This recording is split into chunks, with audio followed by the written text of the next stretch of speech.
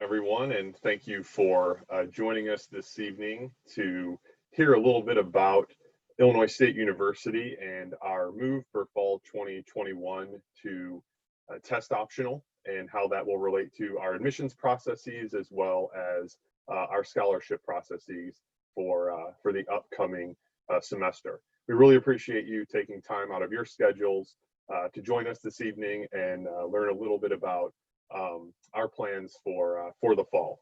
So my name is Patrick Walsh, and I'm one of the associate directors here in the Office of Admissions. I'll be joined later this evening by my good friend and colleague Debbie Lamb, who is our associate director of admissions and scholarship with the university, and she'll be talking more about test optional as it relates to scholarships here at the university. So the plan is for us to present for about 30 minutes or so, and following that, you will have the opportunity to ask us questions. So things that are on your mind, things that you want to know for this upcoming term, and we'll be happy to answer those. If I am on your screen, or Debbie, when she starts talking, if you're in the center of your screen, feel free to move us around in Zoom so that you can see the presentation. And as you have questions throughout the presentation, you can use the Q&A button that is at the lower part of the screen to submit your questions and throw those out there. And as I mentioned, we'll be happy to answer those at the end of the session. So, test optional. It is a buzzword right now as many colleges and universities are coming out with their own iteration of what test optional means for them. So what is test optional? Truly, it is the opportunity to apply and be admitted to the university without submitting a standardized test, an ACT or an SAT score. So moving to that, we typically had a requirement of a test score in admissions, and for this upcoming year, we will not be requiring students to submit that as part of their process. However, if a student does choose to send us a test score, we certainly can consider that in the admission and application process, as well as for scholarships. What it is not for Illinois State is test blind. Test blind is another word that is out there quite a bit.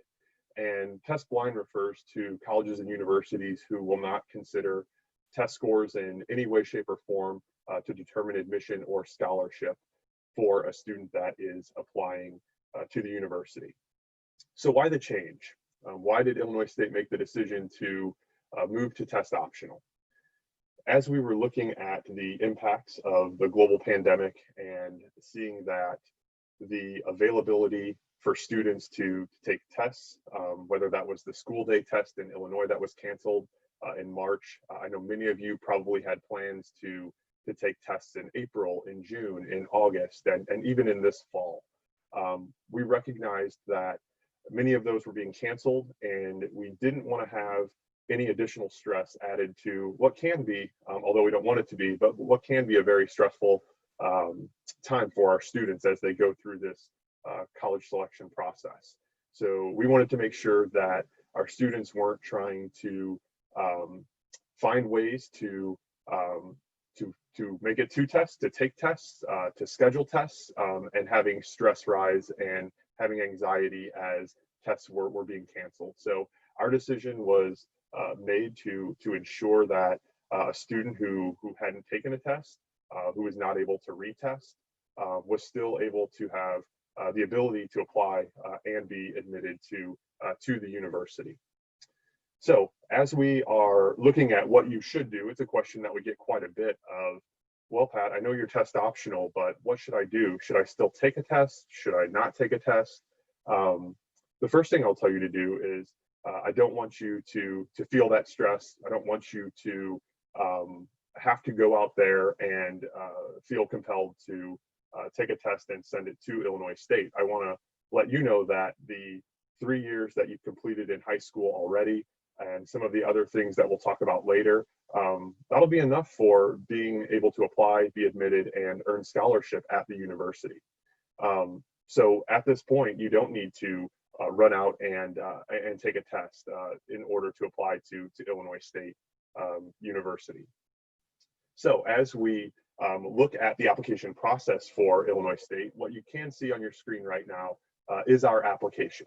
So illinoisstate.edu /apply is where you would go to submit an application to the university. Now, Illinois State is not on the common application. We do have our own application, and this would be the one way for you to access it is through our site. As you go out here, you can fill out your username. You can start looking at the application. We'll talk a little bit later about when to apply and all of those pieces. But for the application, this is where you will go in order to submit it. Our application does not take very long. It'll take a student less than 30 minutes from start to finish for them to complete this application. But this is where you're going to go in order to start that application, start your application for admission. So what does the application look like? This is a screenshot of what you will see as you are going through this application process. We're going to want to know a little bit about who you are. Our application is set up kind of in chapters, as you can see on the left-hand side of your screen. Some of the different chapters are areas that we're going to ask you questions about. So we're going to want to know who you are. We're going to ask about contact information, your family. We also are going to ask, what schools have you attended? For most of the folks that are joining us tonight, for the students, that's where you're going to be able to put in your high school information. If you choose to submit test scores to the university, you can list that there, but again, that is not a requirement for you. And we're going to want to know a little bit more about your story. You can jump around in the application to fill out this information. If, let's say, you don't have a half an hour of time that you can dedicate to getting it all done at one time, you can certainly save it and come back to it so that you're able to start right in where you were at. So if there is any information that you were filling out that you weren't quite sure about, you can definitely save, retrieve that information, and come back and pick up right where you left off. But as I mentioned, it's a very quick process. Students can get through it very quickly, and I think you'll find that it'll go by pretty quick. So what do we consider? So as part of this application process and looking at what we'll consider to determine whether or not a student is going to be admitted to the university, the first thing I would want to do is let you know that we are looking for ways to admit students. I know that there are some myths out there about college admissions and folks thinking that we are scrutinizing every single little detail and trying to figure out whether or not we want to admit students. What I can tell you from our staff, as we look at a student file, we're looking for ways to admit a student and give them an opportunity to enroll at the university. As we look at what we consider, let's start with the courses that you've completed thus far. So we do have course requirements that you would need to meet at Illinois State University. The course requirements that I'm going to reference, those requirements need to be met by the time you're enrolling. So we do require 4 years of English, 4 years of English, 3 years of math. I want to add additional math courses to you there. We're also going to look at 2 years of lab sciences, 2 years of social sciences, 2 years of the same foreign language, or 2 years of fine arts. Those are the course requirements for Illinois State. So when you're in the application, you don't need to remember all of these things because we're going to ask you those. It's also out on our website, what we're going to look for the courses that are out there. We're also going to consider your grade point average. So we're going to ask you to list your grade point average. We're going to ask what scale that you're on. Want to let you know that we consider both weighted and unweighted grade point averages. So if you are at a school that gives weight, we will take that weighted GPA and consider that as part of the process. So if you're at a school that, if you're taking regular college level classes that you receive, 4 points for an A, that would mean that you're on a 4-point scale. If you've taken an honors class that they give weight to, it is possible for you to have like above a 4.0, a 4.25, a 4.5, on that 4-point scale. So as I mentioned, you'll list that information on the application, and we will consider that. If you're at a school that the standard college level class is a 5.0 for an A, that means you're on a 5-point scale. If you have any questions about what grading scale you're on, your school counselors will be happy to help you, assist you with that process. But again, I do want to let you know that we will consider both weighted and unweighted grade point averages within the process. Okay, let's get to test scores here. So SAT and ACT scores and subscores. We will consider those if they are submitted to Illinois State. But I want to be very clear with students and with families that your ACT or SAT score cannot harm you in this process, meaning that if you submit a test score, it can only be used to enhance your chances of admission. I'll say that again. If you submit an ACT or SAT score, it can only be used to enhance your admission. So if you do not submit a score, that's not going to be held against you. If you submit a score that maybe doesn't reflect the academic success that you've experienced in high school and it doesn't enhance your profile, it's not going to harm you within the process. So I want to make sure that a takeaway from tonight is just that. If you decide to send us a test score, it's not going to be held against you in any way. It can only help you. If you've taken it and you already have a test score and you want to submit that, go ahead and send it in. It can only help within that process. So we will consider those. Once again, it is optional, not something that's required, not something that you need to send to us for application, admission, or for scholarship. We also have an optional academic personal statement, and I really encourage all students to submit this information to the university. This is not a long essay that you have to write several pages. It really is 500 words or less, and you can let us know more about you. We're not going to be able to tell everything from the courses completed, from a grade point average, and from a grading scale.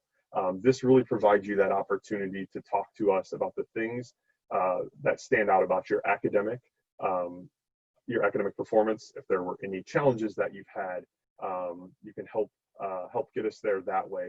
But it's your chance to talk to us in admissions and let us know more about you, strengths, weaknesses, what has made you successful, areas that you've struggled in. All of those things can be part of it. It's really the voice of the student in this process to provide us with a better understanding of the student that we are considering and the student that we would be admitting to the university. So once again, I highly recommend that you would do that.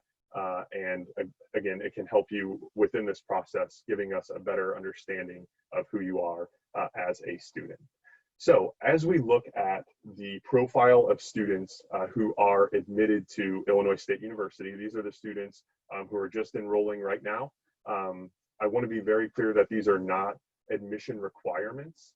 So this is not something that you have to have in order to receive an offer of admission. This is just giving you an idea of the caliber of student who was admitted within that middle 50%. So a quarter of our students scored below what is out here right now, as well as a quarter of our students that scored above this. So as we look at the grade point average, that is going to be something that we consider, and that is going to hold a great deal of weight for us, because that's your academic performance through your first 3 years of high school. So the average this year hovered right around a 3.50 on a 4-point scale, and you can see that middle 50% of where students fell for that. For test scores, again, those are required for fall 2020. They're not being required for fall 21, but this gives you a pretty good guide for the SAT and the ACT, where that middle 50% of students fell for that academic profile. Once again, not admission requirements. There's not a minimum GPA that is needed for you to meet in order to be admitted. We're going to look at all of the factors that I just talked about in terms of consideration to look for ways to provide you an offer of admission to the university. So let's say that you're going to apply to Illinois State and you do not have a test score, or you are not submitting a test score as part of that application process. So as you look at applying without a test score, we are going to require that you submit an unofficial transcript. So an unofficial transcript, it can be uploaded as part of that application process for us. The reason that we're asking for that is it does provide us with grade trends. It gives us a little bit more information in terms of all the courses that you've taken. That unofficial transcript, if you were a student who was a little bit of a slow starter freshman year and you've really kicked it into gear that sophomore and junior year, that's going to give us that positive grade trend. That's going to give us more confidence in providing you an offer of admission. Again, that unofficial transcript would be required for all students who are applying without submitting a test score. We may also require a personal statement. We talked about that a little bit ago. I do encourage all students to submit a personal statement. As I mentioned before, it is optional, but there are cases where we would require a student to submit a personal statement to provide us with a little bit more for us to consider in terms of finding ways to admit you to the university. So the personal statement may be something else that we require as part of that process without having a test score on file. Okay, so as we are moving forward here, when is the best time to apply to Illinois State? The best time for you to apply for admission is between September 1st and November 15th. This is called our preferred filing period. This is the best time for you to apply for consideration for admission as well as scholarship. So at this point in time, our application is going to open. That's about a week and a half away. If you're one of those that is going to jump right in there and start in September 1, applying and submitting that information to us, go right ahead. If you're going to take a little bit of time, I know that with everyone going back to school, especially this year over many others, there's a lot of things to consider, but I would strongly encourage that you do get the application in by that preferred filing period of November 15th. I would want to point out another reason to do that is we allow at Illinois State for you to apply directly to a major. You can apply directly to a major and be admitted into that major as an incoming freshman.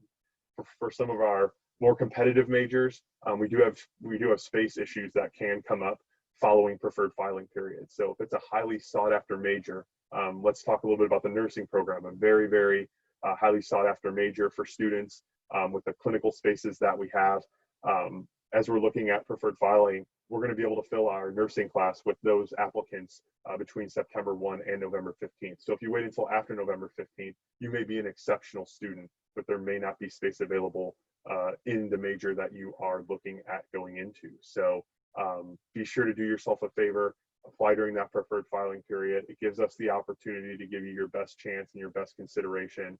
We also can get you a timely response. So we can get you that admission decision so you can start considering those next steps at the many places that you're looking at and considering for college.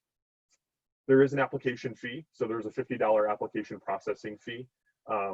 If you need, because of economic hardship, a waiver, we do have those available. So you can submit an economic hardship waiver.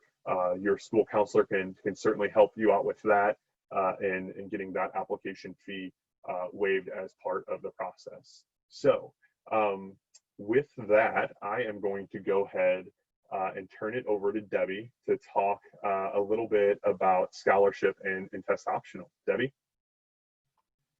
Thanks, Pat, and good evening, everybody.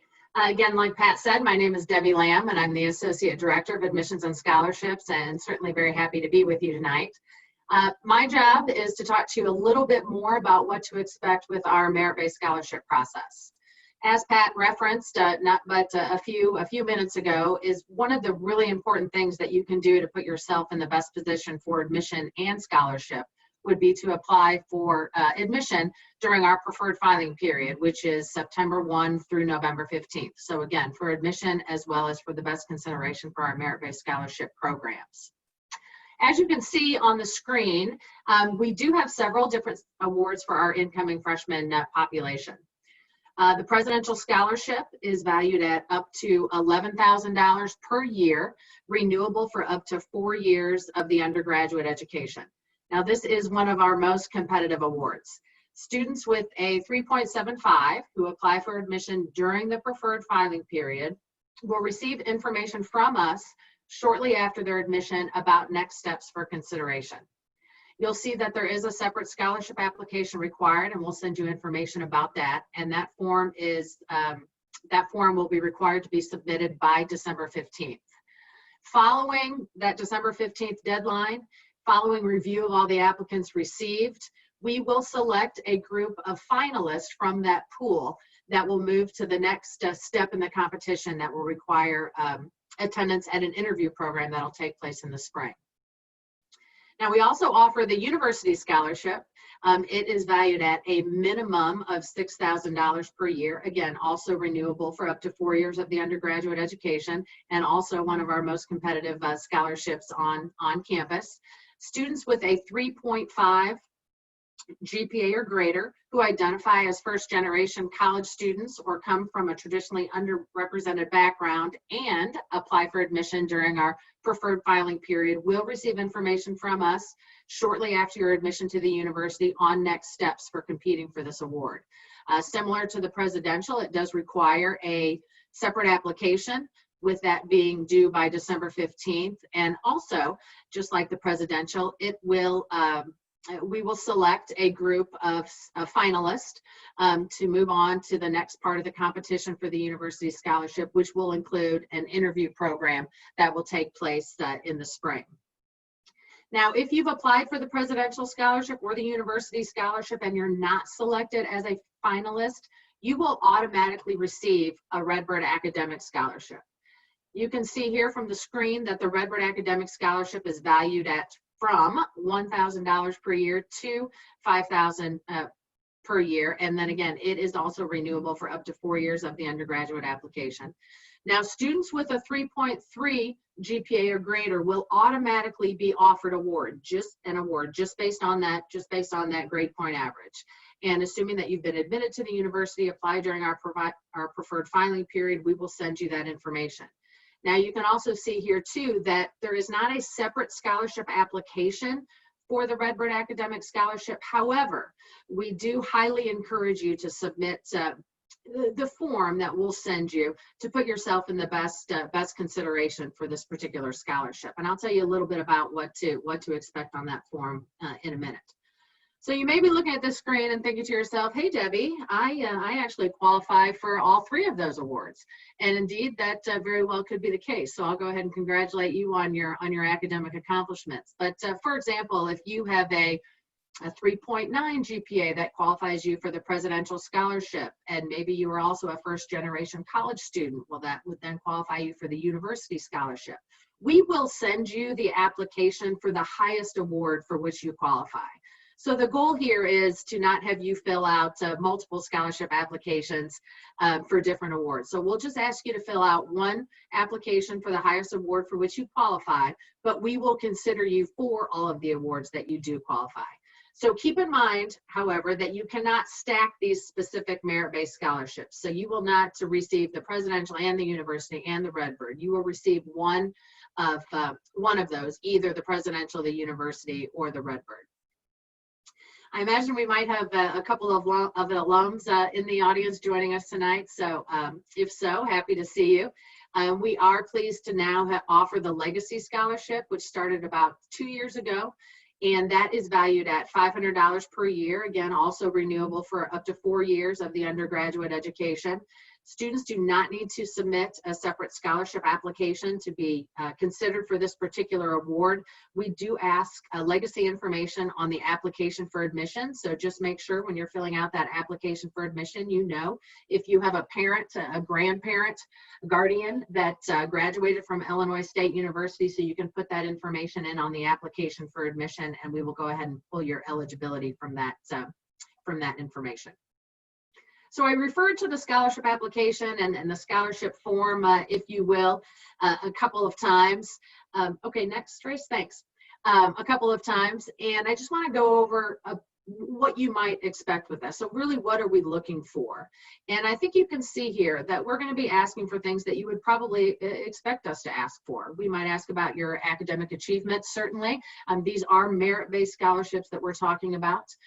Your extracurricular involvement, leadership roles, work experience, a writing sample, and you do have the option of submitting the SAT or ACT score for consideration if you so choose. So what can you really be doing now? I mean, start thinking about the things that you're passionate about. When I talk about submitting a scholarship application, I tell students that, you know, it's really your opportunity to put your best foot forward. So really start thinking about the things that are important to you as an individual. What are you passionate about, and what you've done with those interests. We certainly understand that the learning environment and participation in extracurriculars has looked different for the last 6 months as well as into the fall semester, so we will not hold that against you. I'll also tell you to, as I just said, take this process seriously. But before you submit your information, proofread it. I know that may seem silly when you're hearing it, but you would be really surprised at some of the things that we do receive. And it really is, like I said, a scholarship competition. So proofread your essay before you send it, or proofread your materials to make sure that you have really conveyed your thoughts as you would like. And just remember, as you're going through this process, it's your opportunity to really take the additional step to tell us what you want about yourself, so we can take that into consideration in our merit-based scholarship processes. Whenever I have the chance, I always like to take the opportunity to remind students to continue their private and departmental scholarship search. One way to do that, right out of the gate is talk to your high school guidance counselor. I can tell you in the financial aid office, especially over the summer, we receive hundreds and hundreds of scholarship checks coming from different high schools throughout the state, and certainly throughout the country. So talk to your guidance counselor and see what opportunities might be available just within your high school.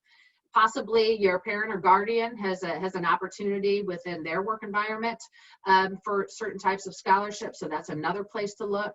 I can also tell you that there's a lot of really good information on our website. The Scholarship Resource Office has a website that is located within the financial aid website, and it has some really good tips on searching for different types of scholarships. I would tell you that there are scholarships out there if you really take the time to look for them. And really invest the time in looking for them. We've got some very reputable search engines on our website, and I encourage you to take a look at that, as well as look at different departmental scholarships for which you may qualify. So like I said, there's some great tips here on our financial aid office website to tell you about going through that process. I will quickly say that don't be fooled. There are private individuals and private organizations that might reach out to you during this process and say, hey, I can find you a scholarship for the low price of $200, and that's probably rather counterproductive when you're searching for scholarships. And I can tell you that there's really no reason, from my professional opinion, there's no reason to pay for someone to do that searching for you. Really, everything you need is at your fingertips, and again, our website is a great place to start. So I hope that gives you a little bit more information about what to expect with our merit-based scholarship process beginning with next fall. And with that, I'll turn it back over to Pat to moderate the question and answer session. All right, thank you very much, Debbie. I really appreciate all of that information, as I'm sure all of our participants do. So we do have some questions that have come in. I will defer all of the difficult questions to Debbie to answer on the spot. I'll take all those easy ones there, but I first wanted to start with one. We had a question from Kayla about the optional essay. Is it any topic we want, or does it have to be academics? So as you go out to our website, you'll see the optional personal statement. I mentioned it was 500 words or less, but I didn't really mention what the prompts were. So asking you to identify any circumstances that affected your high school academic performance, if that applies to you. Make clear your commitment to academic success in college, acknowledging your strengths and weaknesses, and how you'll utilize the resources that are available to you. And then talk about your readiness to engage productively in our campus community and outside the classroom. So I am sure that you did not write all of those down, but again, they will be part of the application. But you can also go out to our website, and we have those personal statement questions listed out there. Thanks for your question, Kayla. Okay, Julia had a question. This one's for Debbie. Can one form be used for all of the scholarships that you were discussing? And also, how would they access that form? That's a great question, and thanks for asking. Yes, we will just require one form from a student, and we will use that for consideration of all of our merit-based scholarships, again, depending on where you qualify. So we will not ask for multiple applications for the scholarships offered by the Office of Admissions. Now, that scholarship form will be sent to you, likely via email.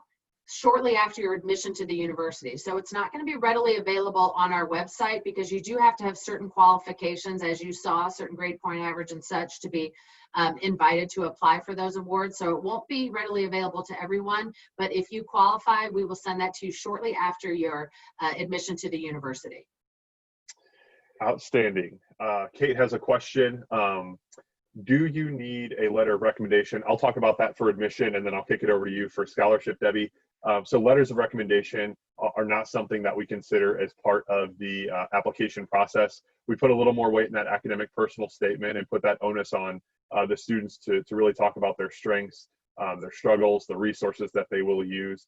Letters of recommendation are not part of the application process or would be considered to offer admission. Debbie, you want to weigh in on scholarships and letters of rec? Sure. Certainly well said, Pat. And that's going to be the same for the scholarships offered by the Office of Admissions. We're going to take the other information and use that in our process. However, I will say, in knowing that there are different departmental scholarships out there, and again, I mentioned private scholarships, some of those very likely will request a letter of recommendation. So it doesn't hurt to have one available. It doesn't hurt to talk to somebody now who knows you well and can speak to your character. Maybe provide them with some of your accomplishments in high school so they can draft that. But as far as for our merit-based scholarships offered by the Office of Admissions, just like Pat said, we do not require letters of recommendation. Wonderful. This one's for you, Debbie. What does stackable mean? Stackable scholarships. You know what? That's a great question. And frankly, once I said that, I thought to myself, maybe I should have explained that a little bit better. So when I say stackable, and that's a big question that we get a lot, like if students have multiple scholarships, can they stack them? Can they stack them on top of each other and continue to get that money? Can they get endless money and keep stacking the scholarships? So I'll answer that in a couple different ways. The first thing I'll say is that's a great question to ask when you're going through the college search process at any of the institutions that you're looking at, and it's a great question to ask about the value of their particular scholarships, the scholarship you're being offered. And what I mean by that is our scholarships, the presidential, the Redbird, the Legacy, the university scholarship, I always explain those as real money. So they can be applied to anything up to the cost of attendance. And I like to clarify that as compared to a tuition waiver. In some instances, you may be offered a tuition waiver, and that can only be applied towards tuition. So if you happen to have tuition paid for in another way, whether that be something like College Illinois, or maybe you received a scholarship from your high school that has to be applied towards tuition, you'll lose out on that money if it can only be applied to tuition. So when we say stackable, stackable means that you can stack multiple awards up to the cost of attendance, and you can see the cost of attendance on our website, but that includes tuition and fees, room and board. It also includes miscellaneous costs such as books and supplies, travel, entertainment, those types of things. Great. Let's move to a question about admission. Carly and Maggie had very similar questions about, what if I apply first without a test score, and then I am able to take a test score? Should I submit it? And the answer to that is yes. So that is an option for you. If you apply to the university without a test score, we will review you, consider those other pieces that we talked about. We may even offer you admission already. If a test score becomes available, you can certainly submit that to us, and we will reconsider that. And as I mentioned before, it will not harm you in any way to submit that score. You can also list us as you are going to take the SAT or ACT. You can list us. You get to send it to 4 schools for free, and they will automatically send that to us. So they sent that to us. Let's say you're not as happy with your score. Again, it will not have an impact on your opportunity to be admitted. So you can send those to us at any time, and we consider them when we receive those. So great questions. Okay, let's look back. A few others that are coming in. One is, can you, and this is from Simon, can you be admitted to nursing without a test score? And the answer to that is yes. So when I mentioned that you can apply test optional, that is for all of our programs. So you do not need a test score to apply to any of the programs and be admitted to any of the programs at Illinois State University. Very good question, Simon. Thank you for submitting that through.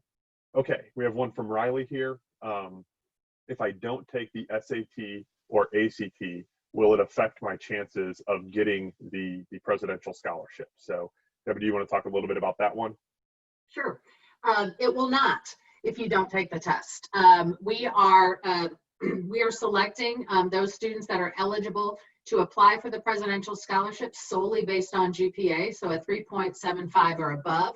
And then you will have the opportunity to submit a separate scholarship application to tell us more about yourself as you kind of thought through some of those things that I mentioned, such as your leadership experience, work experience, a writing sample.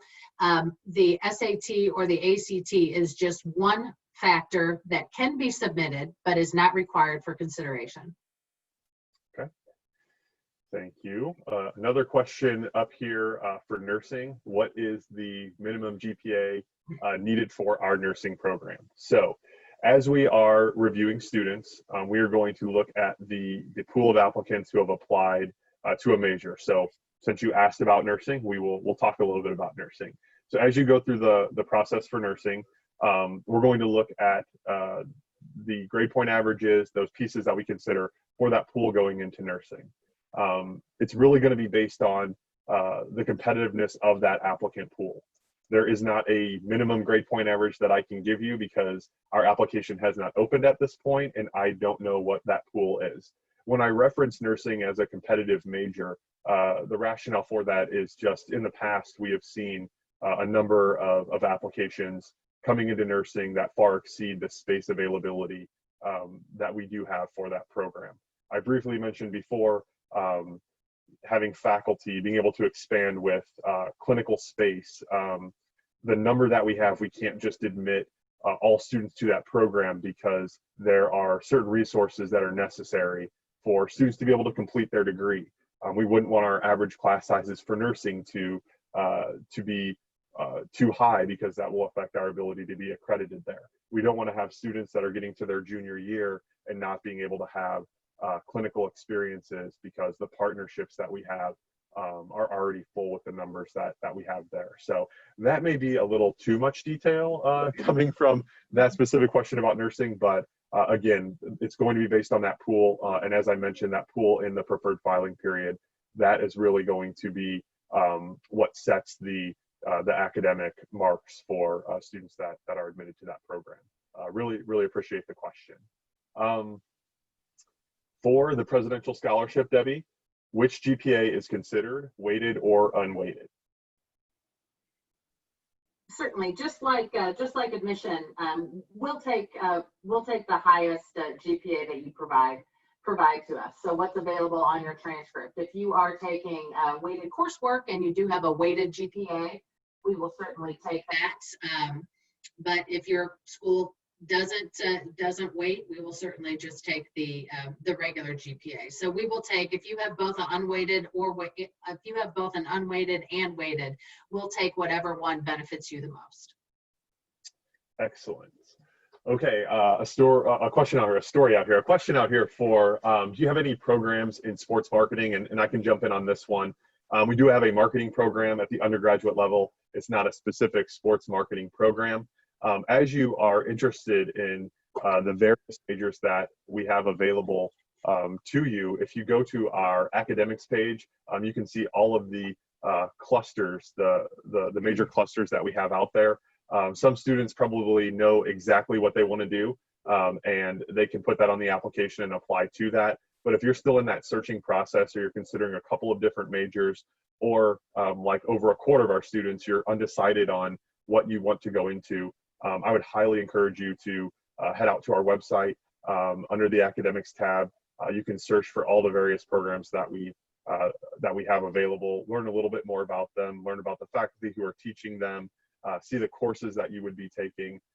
Again, I think that's a great exercise to go through. And don't feel that pressure to know exactly what you want to do right now. As I mentioned, some of you may know since the time you were 5 years old what you wanted to do. You wanted to be a teacher. You wanted to be a dentist. You wanted to, to go into being an accountant. Whatever it is, you may stick with that, but you may also see other things that may pique your interest and may make you think, twice about the career choices that are out there. There may be options that you haven't even considered before. So in this long-winded way, go out to our academics page, check out all the majors that we have available. As always, as you have questions, that's what we're here for. As you have questions about admissions, scholarship, we have staff that are available to help you throughout this process. So let's see here. What are the top 3 programs that have space issues at the university? Very good question. Libby, what I can say about that is, I mentioned nursing already. There are some programs that may not have as much capacity as we're looking at, like construction management or engineering technology. Certain years, there are going to be numbers of students that will apply. And sometimes it may be something that is going on out there in popular culture that will have a great number of students that will select a specific major. Debbie, do you remember when, we're going to date our experiences here, but when CSI came out? Yeah. Like right when CSI came out, our applications for criminal justice, just skyrocketed and went through the roof. And we had a lot of conversations with students about, you also need that chemistry degree in order to do all of those things. So I don't know if it's a great answer to your question. I know nursing is up there. That's every single year, but some of those other smaller programs that may not have as much capacity, depending on what's going on, we may see more and more in there. As we look at a global pandemic and emergency management, those types of majors, we may see more students wanting to go into that. We may see that this year. So again, that pool of applicants is really going to dictate. Libby, great question, and I hope that answer really helps out there. So all right, Robin has a really good question. I'm going to go ahead and jump in on this one. There were many 2020 graduates who took a gap year and will be applying for fall of 2021. How will that affect 2021 high school graduates in terms of competitiveness for admissions and space? First, Robin, yes, I have heard as well students taking a gap year. I've heard more so of students maybe staying a little bit closer to home and taking some classes, maybe at their community college, and looking to enroll at Illinois State University. Again, as a student is taking a gap year for fall 2020, yes, they would be considered in that fall 2021 cohort. I don't anticipate that to a great extent that will have an impact on the ability of students to be admitted to the university. Many of the students that I worked with that made the option to stay closer to home were taking courses at a local college or university or community college, which would then change them to a transfer student, so they wouldn't really be considered as part of that same pool with the incoming freshmen that are graduating here. So there may be a little bit of an increase. We're not seeing that it will have a great impact on students, and it's more the reason for our students to apply during that preferred filing period when we have the most space available. So let's see here. We have one other question coming in. Riley, would you recommend submitting your application immediately on September 1st? And Debbie, do you want to talk about that one? Sure, absolutely. I would say that we try to give everybody the same shot at admission that applies during the preferred filing period from September 1 through November 15th. So, I don't, as Pat referred to, there are some programs that have space limitations, very few, but they will take all applicants that apply during the preferred filing period. So what's in your best interest is make sure that you submit it during the preferred filing period. You won't have an edge up if you submit September 1 over November 1. Outstanding. So we have no more questions that are coming through at this point. So I do want to thank everyone for Oh, we have one more popping through. I knew as soon as I started there would be one last one. Okay, back to gap year. If we take a gap year and take some classes out of community college, can you still apply for freshman scholarships, or would you then be considered a transfer student? Taylor, excellent question. Debbie, I'll go ahead and let you cover that one. That's a great question, and one that we get a lot. The answer is, at this time, how we determine who is a incoming freshman and who is a transfer student has to do with when they graduate high school. So if you have graduated high school and subsequently, not including the summer, but subsequently during the beginning the fall term, take 1, 5, however many classes, but 1 or more classes at another institution after graduation, you are considered a transfer student. Therefore, you are not eligible to compete for our freshman scholarships, the Redbird Scholarship, the University Scholarship, or the Presidential Scholarship. Those are true incoming freshmen, first time in college scholarships. Now, the Legacy Scholarship is eligible. Freshmen and transfer students are eligible. We also have a transfer student scholarship now, an automatic transfer student scholarship that you will be considered for if you enroll with, by the time you arrive on campus, you have 24 hours and a 3.5 or greater GPA, you'll automatically receive our transfer student scholarship. So that's a great question. So the answer is no. If you graduate from high school and subsequently go to another institution in the fall, regardless of that institution, and take a course, you are now a transfer student and no longer eligible for our incoming freshman scholarships. All right, thank you, Debbie. Couldn't have said it better myself. The last question coming in here from Anna, and then we're going to go ahead and close it out. If I submit my application during the preferred filing period, when will I find out if I am admitted? Anna, thank you for that question. I can't believe I missed that part. For preferred filing, we can guarantee students that submit their application during the preferred filing period will have a decision before we leave for holiday break in December. So we can guarantee that. That's a guarantee that we will have for our students that apply during preferred filing period. Thank you for submitting that. I would have felt bad looking back not having covered that information. So very much appreciate that. Okay, so sorry, what's going on here? All right, so contact information for Illinois State University. If you have questions that arise after tonight, you think of something Debbie said or I said, and you're like, I didn't get a chance to answer that question, feel free to contact us, admissions@illinoisstate.edu. We would be happy to help you throughout this process. Thank you so much for joining us this evening. On behalf of all of us at Illinois State University, stay well. And again, please let us know if you have any additional questions. Thank you. Thanks, Pat.